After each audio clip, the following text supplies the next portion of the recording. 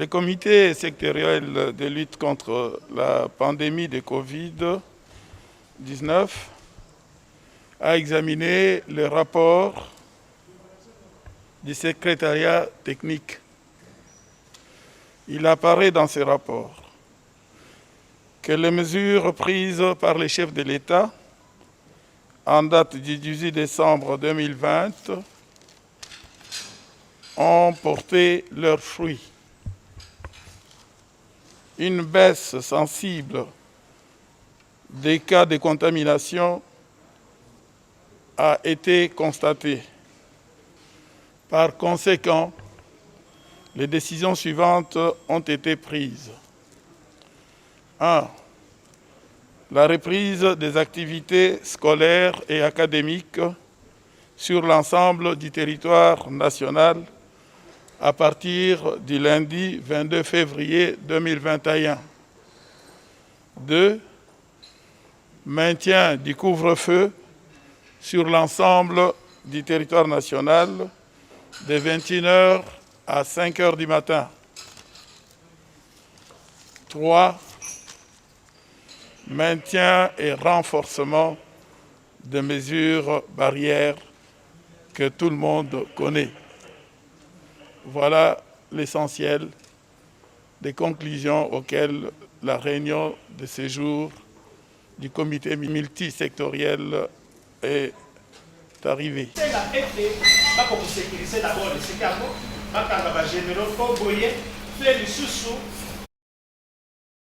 Bon, je suis venu donc présenter au président de la République la bonne nouvelle, c'est que l'évolution des cas est plutôt favorable. Nous avons amorcé, n'est-ce pas, la descente de la courbe épidémique des cas de Covid en RDC. Et comme vous le savez également, c'est que ce n'est pas toutes les provinces qui sont affectées par cette maladie. Il y a des provinces qui sont encore indemnes et d'autres qui ne présentent que quelques cas. Et enfin, vous avez donc quelques provinces qui sont fortement infectées. Sur base donc de ces éléments, nous avons fait des propositions concrètes au président de la République et le président va donc examiner ces propositions et très prochainement, les décisions seront donc prises en ce qui concerne la réouverture des écoles et des universités.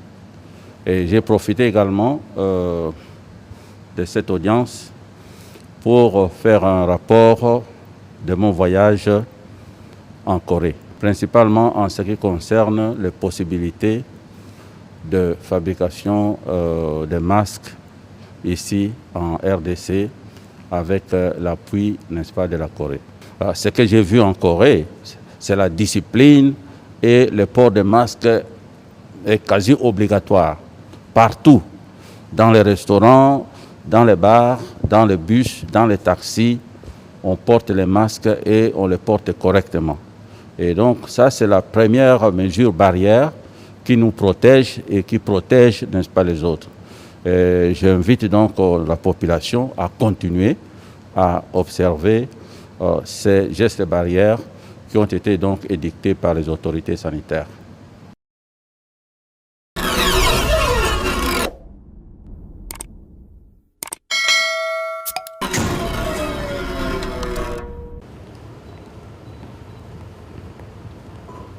La grande compagnie pharmaceutique biotechnologique de renommée mondiale Roche annonce un nouveau partenariat avec la République démocratique du Congo à travers le ministère de la Santé pour élargir l'accès au diagnostic et au traitement du cancer. C'est ce qui ressort en substance de l'entretien que le président de la République, Félix-Antoine Tshisekedi Tshilombo, a eu avec le président mondial du groupe Roche, Christophe Franz, à la tête d'une délégation allemande. Le renforcement du partenariat avec Roche dans le cadre de la couverture santé universelle a été également au centre des échanges. On a discuté de notre partenariat stratégique avec le ministère de la Santé. Roche et le ministère de la Santé vont établir des centres de traitement de cancer performants à un niveau mondial On a commencé avec l'ouverture hier d'un laboratoire de cancérologie au sein du centre universitaire médical de l'université de Kinshasa. Et on va ajouter encore 2 laboratoires au-delà. Et ça sert que déjà en 2021, on aura la possibilité de traiter entre 700 et 1000 patients avec les derniers produits contre le cancer et sans frais pour le patient. Le Covid-19, des opportunités d'améliorer la détection de cette pandémie et des moyens médicaux pour le traitement ont été aussi évoqués au cours de l'entretien. Le responsable de la firme allemande Roche a proposé de mettre des experts à la disposition du ministère de la Santé dans le choix des médicaments.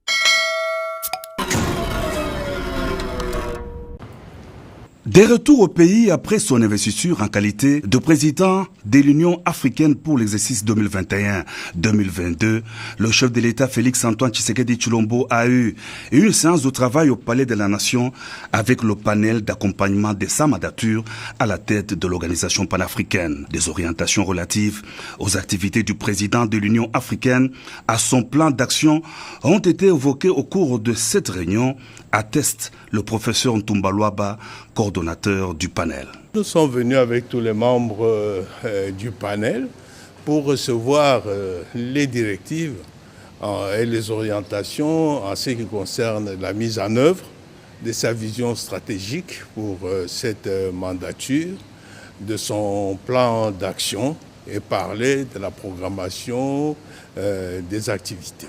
Conformément à sa mission, le panel va accompagner le président de l'Union africaine à travers le monde où il va porter haut la voix de l'Afrique auprès de différents partenaires du continent. Par ailleurs, la Fédération internationale de football association a choisi la RDC comme pays pilote pour l'organisation d'un tournoi interscolaire. Le président de la FIFA, Gianni Infantino, l'a annoncé au chef de l'État, Félix-Antoine Tshisekedi Tshilombo, au cours d'une première réunion de contact virtuel que le président en exercice de l'Union africaine a eu avec le responsable de l'instance du football mondial. Après l'avoir félicité pour ses nouvelles responsabilités continentale, le président de la FIFA a évoqué les possibilités de coopération avec l'Afrique. Parmi les projets phares que la FIFA veut développer sur le continent figure le tournoi interscolaire avec la RDC comme pays pilote. L'objectif est d'utiliser le football pour l'éducation et inculquer aux écoliers les vertus du sport comme le fair play. Le président de la FIFA est attendu prochainement à Kinshasa.